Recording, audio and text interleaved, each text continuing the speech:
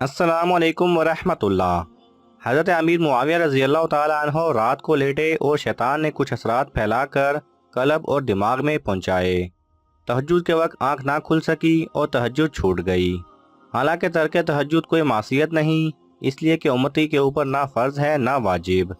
मगर जो अहले अल्लाह तहज्जुद के आदी होते हैं, उनकी अगर एक तहज्जुद भी कज़ा हो जाए तो समझते हैं कि सारी उम्र अकारत हो गई और ऐसा मालूम होता है कि पहाड़ सर पर आ पड़ा। तो हज़रत मुआविया रज़ी अल्लाह ताला अन्हो इस तहज्जुद के कज़ा होने पर तमाम दिन रोए, इस्तग़फ़ार किया और दुआएं मांगी और कहा कि ये पहली बार कज़ा हुई है। गर्ज़ अगले दिन जब सोए तो ऐन तहज्जुद के वक्त एक शख्स ने अंगूठा हिलाया कि हज़रत अमीर, तहज्जुद का वक्त हो गया है, उठिए तहज्जुद पढ़ लीजिए। हज़रत अमीर मुआविया रज़ी अल्लाह ताला अन्हो ने अजनबी आवाज़ महसूस करके उसका हाथ पकड़ लिया कि मेरे महल सराय में तू कौन अजनबी है जो मुझे मेरे जनाना खाना में तहज्जुद के लिए उठाने आया है। उसने कहा, मैं शैतान हूँ, तहज्जुद के लिए उठाने आया हूँ। फरमाया कि कम बख्त, तू और तहज्जुद के लिए उठाए। उसने कहा कि जी हाँ, खैर ख्वाही का जज्बा उभरा और मुझे गवारा ना हुआ कि आपके तहज्जुद कज़ा हो। फरमाया कि तू और खैर ख्वाही करे। अल्लाह ने फरमाया है, शैतान तुम्हारा दुश्मन है, तुम उसे दुश्मन ही समझो, वो कभी दोस्त नहीं बन सकता। इसलिए तू और दोस्ती करे, ये नामुमकिन है।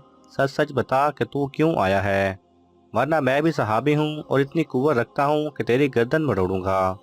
और उसका हाथ मजबूती से पकड़ लिया, तब वो असलियत खुली।